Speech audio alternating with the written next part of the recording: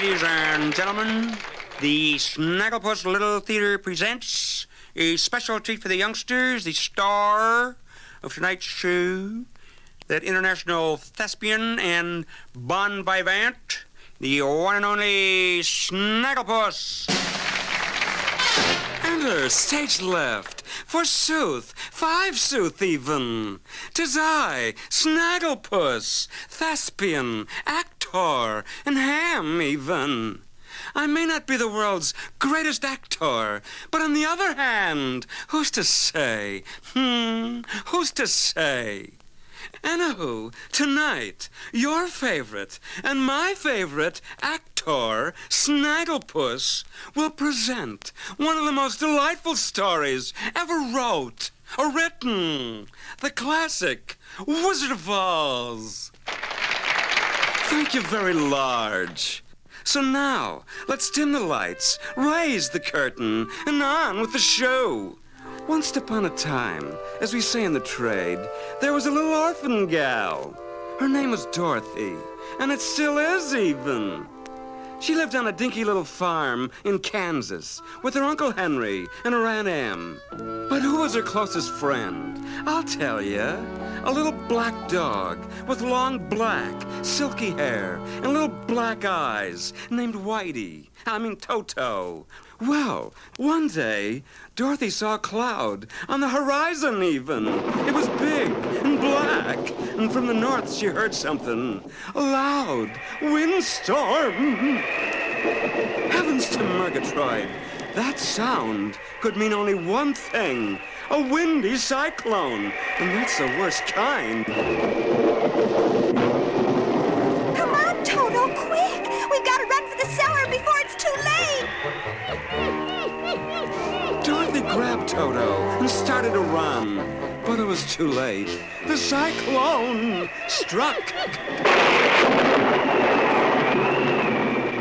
With Dorothy and Toto clinging to each other, the unfunny, funnel-shaped cyclone lifted the tiny house in the air, watoosied it around and around, and slowly lifted it into the sky like a giant balloon even. If you can imagine a square balloon. Heavens to Morpheus. Many hours later, the house kaplunked gently to the ground. Toto? Where are we? Dorothy couldn't believe her eyes. She thought her eyes were telling lies. Fibs, even.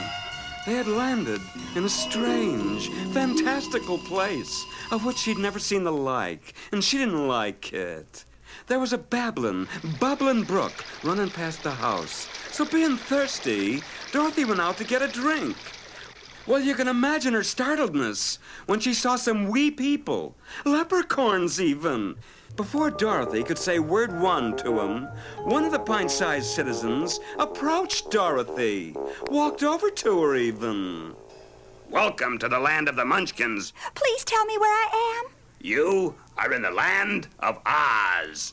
But how can I get back to Kansas? Well, there is only one person who can help you. You must go to the City of Emeralds and see the Wizard of Oz. Perhaps he can help you.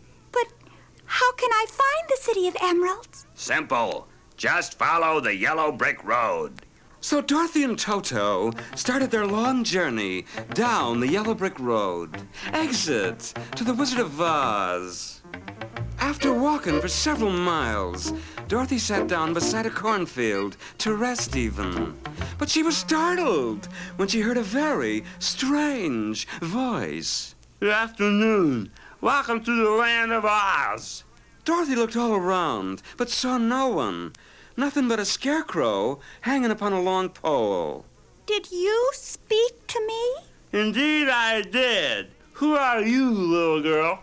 My name is Dorothy. Where are you headed now, Dorothy? I'm on my way to the Emerald City to see the Wizard of Oz. Maybe he can tell me how to get back home. He can do anything. Anything? Perhaps he could help me. I'm not too bright, you know, but perhaps you didn't notice that. I would like to ask the wizard to give me a brain. May I go with you, Dorothy? Why, of course, Mr. Scarecrow. We'll all go together. So Dorothy, Toto, and their new friend, the brainless Scarecrow, started walking down the yellow brick road. Exit to the Emerald City.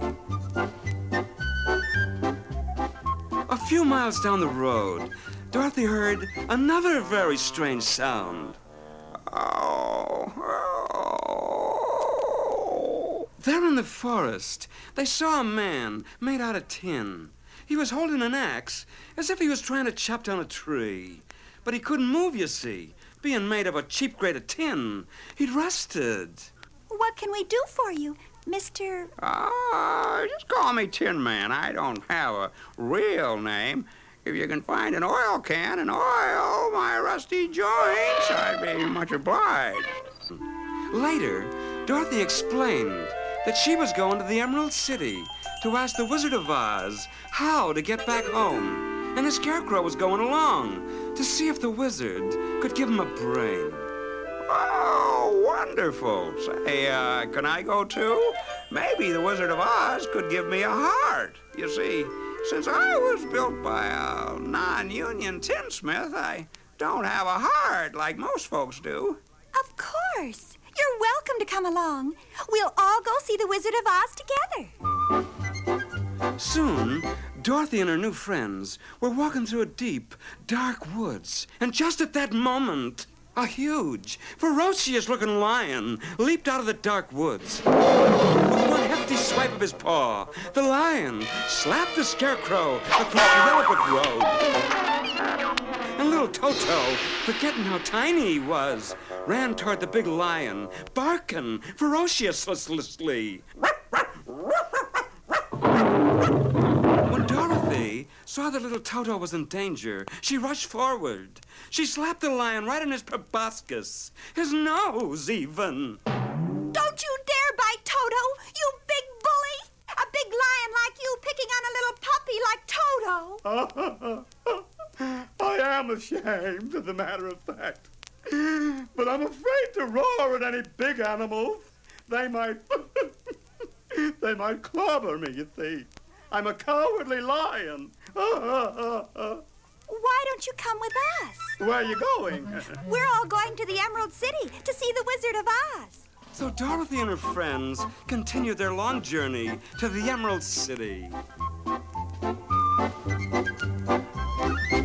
Inside the Emerald City, Dorothy and her friends were led to a green palace and into a green throne room with walls, ceilings, floors covered with beautiful green emeralds.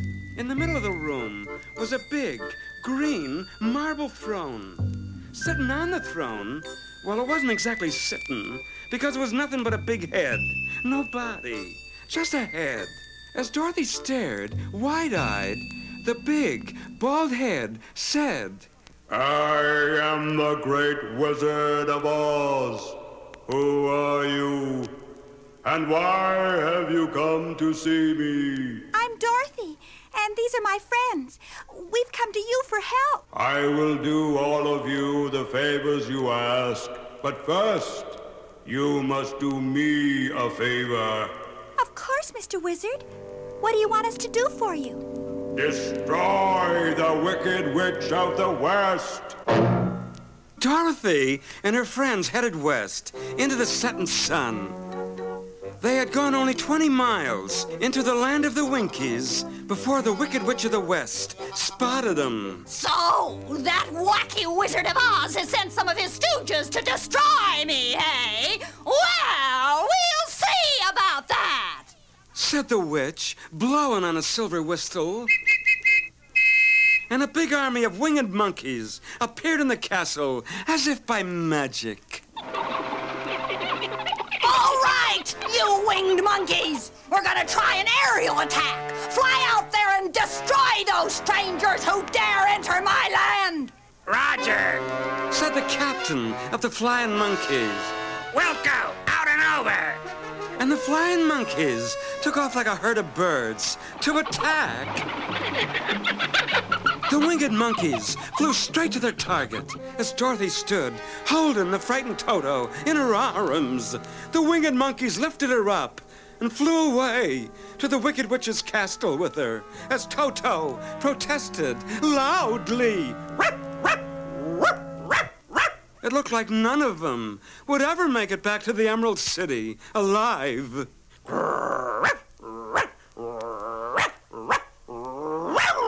Get out of here, you mangy little mutt! I'll squish you! Don't you dare kick little Toto! And to save little Toto, Dorothy grabbed a bucket of water and dashed it on the Wicked Witch, soaking her from head to toes, heels even.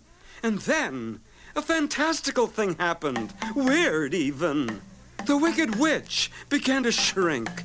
Down and down she melted, until there was nothing left of the witch but a small puddle. Dorothy couldn't believe her eyes, but the Wicked Witch was no more. And so they hurried back to Emerald City to ask the Wizard of Oz to grant him the favors he had promised. Soon, Dorothy and her friends arrived at the great gate of the Emerald City.